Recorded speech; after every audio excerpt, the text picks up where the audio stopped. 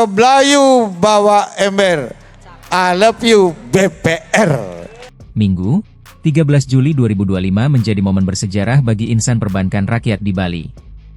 Dalam acara puncak hari ulang tahun BPR-BPRS tahun 2025 yang digelar di Renon, Denpasar, Gubernur Bali Iwayan Koster menegaskan pentingnya peran Bank Perkreditan Rakyat, BPR, dan Bank Perkreditan Rakyat Syariah, BPRS, dalam menopang pertumbuhan ekonomi Bali yang berkeadilan, berkelanjutan, dan berlandaskan kearifan lokal.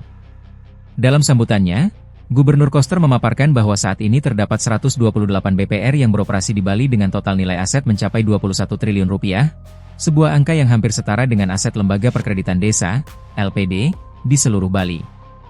BPR di Bali juga tercatat mampu menampung sekitar 5.500 tenaga kerja, sebuah kontribusi nyata dalam menyerap angkatan kerja lokal. Lebih jauh, Gubernur menegaskan bahwa BPR di Bali kini diarahkan untuk bertransformasi sejalan dengan visi ekonomi Kerti Bali, sebuah konsep pembangunan ekonomi hijau, ramah lingkungan, berbasis sumber daya lokal, dan berkelanjutan. Konsep ini, yang telah menjadi dokumen resmi Bappenas, akan diterapkan mulai 2025 dan menekankan 6 sektor unggulan pertanian organik, kelautan dan perikanan, industri manufaktur berbasis budaya Bali, IKM UMKM koperasi, ekonomi kreatif dan digital, serta pariwisata. Gubernur Koster mengingatkan, transformasi ini penting untuk mengurangi ketergantungan Bali pada sektor pariwisata yang rentan terhadap gejolak eksternal. Ia mencontohkan dampak besar pandemi COVID-19 pada 2020 yang menyebabkan ekonomi Bali mengalami kontraksi hingga minus 9,3%, pertama kalinya dalam sejarah. Namun, berkat penanganan serius, Bali kini berhasil bangkit. Tahun 2024, kunjungan wisatawan mancanegara ke Bali tercatat 6,4 juta, bahkan melebihi capaian pra-pandemi. Wisatawan domestik pun tercatat lebih dari 10 juta orang. Namun demikian, Gubernur Koster menekankan bahwa geliat pertumbuhan ini harus ditopang dengan ekosistem ekonomi yang sehat, salah satunya melalui penguatan BPR. Ia meminta seluruh BPR di Bali terus berbenah, mengonsolidasikan diri, menjaga kesehatan operasional, serta meningkatkan daya saing, termasuk melalui transformasi digital agar mampu bersaing dengan lembaga keuangan lainnya. Ia juga menyoroti perlunya BPR berperan aktif mendukung program prioritas Pemprov Bali, seperti penanganan sampah berbasis sumber, pengurangan penggunaan plastik sekali pakai, dan mendukung ekosistem pariwisata yang bersih, tertib, dan berbudaya. Gubernur Koster juga mengingatkan agar para pelaku usaha maupun wisatawan nakal ditindak tegas. Terbukti, sepanjang tahun ini sudah 600 wisatawan asing dideportasi karena melanggar hukum di Bali. Menutup sambutannya, Gubernur Bali menyampaikan harapan agar BPR-BPRS di Bali terus tumbuh sehat, menggerakkan pembiayaan yang terjangkau bagi pelaku IKM, UMKM, dan koperasi, serta memperluas akses layanan keuangan hingga ke pelosok desa. Ia juga berencana untuk segera mengundang seluruh jajaran BPR di Bali dalam pertemuan khusus untuk merumuskan langkah-langkah strategis penguatan sektor perbankan rakyat. Pentingnya kehadiran BPR-BPRS di Bali. Karena itulah sejak lama Titiang memikirkan agar BPR ini harus kita dorong, kita dukung, dan kita kembangkan ekosistemnya agar pertumbuhan BPR di Bali itu semakin sehat. Dengan 128 BPR yang ada di Bali memegang peranan sangat penting untuk menopang keberadaan IKM, UMKM, dan koperasi yang dipolakan menjadi satu sektor untuk memperkokoh perekonomian Bali.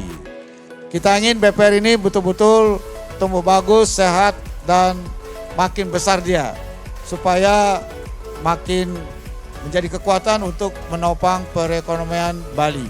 Ini penting kita dukung, karena kehadirannya sejak lama BPR itu memberikan kontribusi yang cukup bagi perekonomian Bali. Selamat hari ulang tahun untuk BPR-BPRS Nasional tahun 2025. Semoga makin jaya. Ketua DPD Perbarindo Bali, I Ketut Komplit, SE, dalam sambutannya pada puncak acara HUT ini juga menegaskan bahwa momentum ini menjadi bukti nyata semangat kebersamaan dan kepedulian sosial yang selalu diusung insan BPR-BPRS di Pulau Dewata. Ia menegaskan, BPR di Bali beroperasi dan tumbuh di tanah Bali, melayani nasabah masyarakat Bali, sehingga manfaatnya pun sepenuhnya kembali kepada masyarakat Bali. Hal inilah yang menurutnya menjadikan BPR di Bali sebagai lembaga keuangan milik anak negeri 100%. Acara BPR hari ini merupakan momentum yang sangat baik bagi pelaku industri perbankan di Bali, BPR yang di Bali, terutama bagaimana kehadiran BPR di Bali itu memiliki kemanfaatan bagi masyarakat luas dalam rangka meningkatkan usaha UMKM dan mendorong peningkatan ekonomi keluarga, ekonomi masyarakat, dan ekonomi regional. Hari ini kita puncaknya, tapi sebelumnya kita sudah melakukan pemberian sembako 1.000 ke 6 kota kabupaten, terutama masyarakat yang membutuhkan, sebagai aksi dari kepedulian BPR, BPRS yang ada di Bali.